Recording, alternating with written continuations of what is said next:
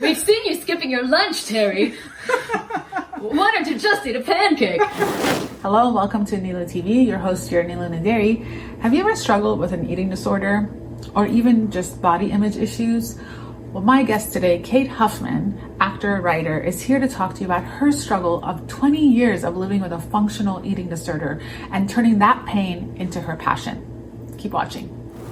So Kate has this amazing show called I'm Too Fat for This Show, inspired by her own life experience for 20 years of living with an eating disorder and OCD. So Kate, tell me about the show. I've had this incredible experience of sharing my story, and the reason that I hid it for so long was shame and guilt, and you're living a very, very lonely world because people judge these things. But a million things led me to writing it, primarily that I was in a really, really low place because I had all of this crippling chronic pain from the eating disorder, or so I thought. And I think we can be of service through art, and I thought maybe the only thing I can do is try to tell my story and see if that is of use to anyone.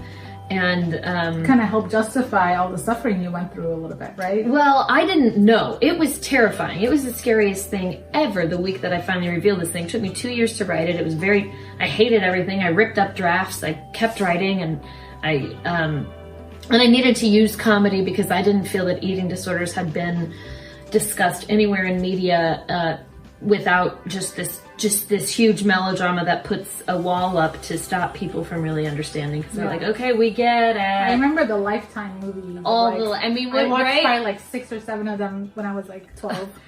We've seen you skipping your lunch, Terry. Why don't you just eat a pancake? So I really needed to do a comedic version of it that really gets to the heart of things. And the beauty of that I found once I started doing the show is that people with any kind of mental health issue, or just people trying to be a human in this world, can relate to it. Definitely given me a greater sense of purpose than I ever imagined. This thing that I hid forever, I now have run up to strangers in 20 cities and been like, hey, here's a picture of me in a bikini, come see this show and you're gonna love it. But I've seen how it's affected people, and I'm like, okay. Like right after I toured with my first tour with this show, when I got back, I remember thinking like, okay, I can die now, it's okay. I don't want to die, but if I did, I know I did something. Episode. No, not interested in dying. I want to do a lot more, but I was satisfied in a different way of like, okay, I did something for somebody at least. I know that much. Most of my adult life, I hated myself with such a deepness that I couldn't even express it. I could not say a single nice thing about myself out loud until I was 30 without cringing. Like I had shrinks try to just say, and without either apologizing or cringing, it just felt completely wrong to my entire system to just be like, to just say something as simple as I'm smart. Was there a trigger for that, or what allowed you to start being better to yourself? I went through a very rough year in 2013, and again, this chronic pain was so crippling at that time. I would lay on the ground and not be able to move, and I went through a breakup that really threw me off, and my hair started falling out in big clumps, and so I couldn't work because I couldn't move my hands, and my agents dropped me. It just felt like every single category of my life was like, oh, I lost all my friends through the breakup. It was one of those kind of breakups, and they were just not there, and it was a very, very low point. And the way I got off the ground again, because I couldn't get off the ground, was I actually had a hypnotherapist come over who very much was really just taking me on really awesome, amazing guided meditation journeys. And I think that really launched me on a long journey of connecting to spirituality. I meditate every day. At that point, I hadn't written the show. I wouldn't start writing the show for another couple years. Yeah. But I can trace back where I am now in my spirituality to that time. Let's talk about more specifically about what inspired you to actually start writing this, right? So you were living, and you were still in it, right? Like you were still living with the eating disorder. Yes, very much. It was a present tense show in 2016 when it launched, and it was a lot like coming out of the closet, but nobody knew any of this stuff. My closest friends didn't really know anything. What I was interested in telling was the story of a functional eating disorder, the version of it that lives with you every day, even when you look totally fine to everybody else. Maybe you've gone through the bad bad part of it, but there's this entity that controls every area of your life that no one knows about. Every single thought or thing that you do at any point in the day is filtered through these guidelines, these rules. And when you hit them, this eating disorder thing is your best freaking friend. She pats you on the back, she gives you a hug, Positive she's like reinforcement. killing it. Yeah, and that's part of the show, is I wanted to see that side of things. So Kate, I've seen your show once, and I'm gonna go again this Thank you. month. And you use comedy in a very strategic way, in the writing, but also physical comedy. And I loved how deep you were able to take people with comedy. Thanks. Well, when I first was lying on the ground in such pain and thinking there's no point to my life, and then somehow got the inspiration to tell the story, I thought I'd write a book. So I started writing a book, and then one day I was like, well, you're a performer, idiot. Just be a performer. And I was like, how can I shape the story in this way? And the reason it had to be comedy was, again, to get people in the seats and not be afraid they're going to see the Lifetime original movie. That's nothing against Lifetime, but you know. They actually sponsored my show. Shoot. Yeah, but I wanted to use the comedy. I don't know if anyone has seen Hannah Gadsby's Nanette, but she specifically, before she breaks it down, she talks about how like a comedian builds up tension and then breaks it. And that's how we kind of are able to make the audience, when you make the audience laugh, they relax. Mm-hmm. And then you can hit them. Mm-hmm. So, bring their guards down. Yeah, yeah, they're there with you, they relate to it. It's like, we can laugh at this is okay, and then also be hit with the profound truths of the situation. Yeah, the comedy is universal, and then this voice, the character that is on the big screen. Yeah, it's a multimedia show. Rewarding you and punishing you. Mm-hmm. That is also universal, so people can relate to both of those things, and it just gels together really well. Yeah, it's anybody's inner demon, whatever version. I mean, and I've had men come up to me after the show in tears and be like, I related to everything, although for me it was, you're not successful enough. How is creating the show, performing this show, sharing this show with so many people, how has that helped in your healing? Such a shocking sense of self-healing. I did not expect that. I did not predict You didn't set out to do it for that reason. No.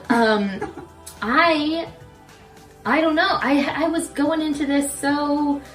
I thought I'd do it one weekend in Sherman Oaks and everyone would be like, that was weird, Kate. And then I would move on. But seeing how much it has meant to so many people, because it really has...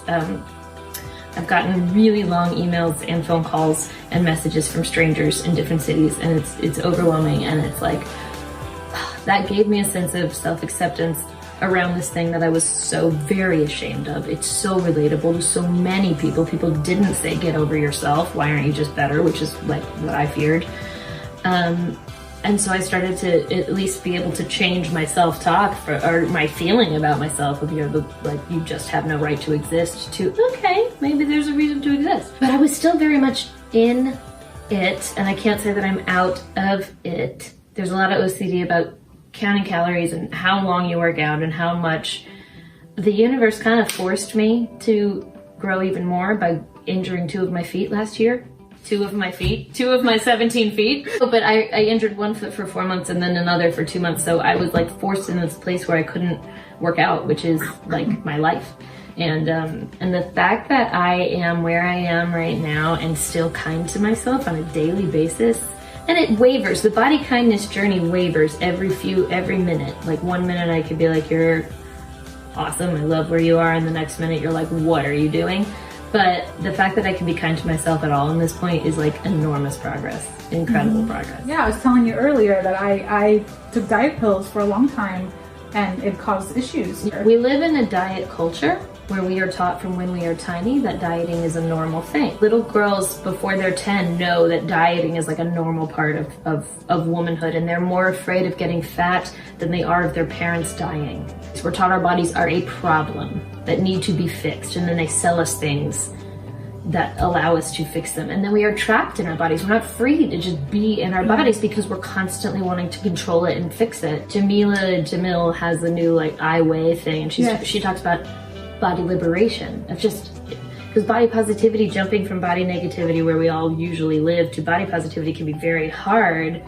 But I love the idea of just not thinking about it. How much could we get done if we just weren't thinking about it? Because most of us think about it all day long, or at least often, no matter what, any second of the day, at any point. I needed to hope that I was in a calorie deficit. It was the perfect storm, right? It was the analytical mind, it was the eating disorder, it was OCD all coming together. And you wanted to be an actress since you were very young, so you were already that kind of heightened the need to like have a certain image. And this was the 90s. There was no body diversity in the 90s. It's getting better, it really is. But in the 90s, it was like you had one option: stick thin. If someone has a child that might, that might be a little overweight or underweight, what advice do you have for the parents? I think raising a body positive child is very challenging, and it starts with it doesn't have to be challenging, but they will be presented with societal messaging, with diet culture, with fat phobia. It's so everywhere that we don't even see it. But if in your own household you can speak differently, don't ever comment on anyone's weight. Don't comment on your own weight. Don't comment on your own body. Don't assign morality to food. Like, oh, I'm having a brownie, I'm being bad. No, there's no moral good to what you eat or don't eat. Like, if you can just disassociate that as much as possible, which is a challenge because probably most parents were raised in a diet culture. And, but I would encourage people there's so many great podcasts, there's so many great resources around this out there that really do help in the parenting area. I myself am not a parent, but I drink in this body kindness stuff right now, and people really do break it down for you even more than I just did. And if there's someone watching who does actually battle with an eating disorder, what advice do you have for them? Forgive yourself. That's the biggest thing, is forgive yourself. This is a disease that feels like you're doing it to yourself, and that you could just get over it if you could just wake up and be better. But the very first step, even if you know you should be eating more but you can't, or you shouldn't be vomiting but you have to, and you just have to know that you're absolutely okay wherever you are right now. You're absolutely okay right there. Thank you, Kate, for being here. Thank you so much. It was such a pleasure. Really, really happy to have you here. Thank you. If you liked what Kate had to say, be sure to check out her website for upcoming workshops for body positivity, and subscribe to our channel for more inspiring content just like this.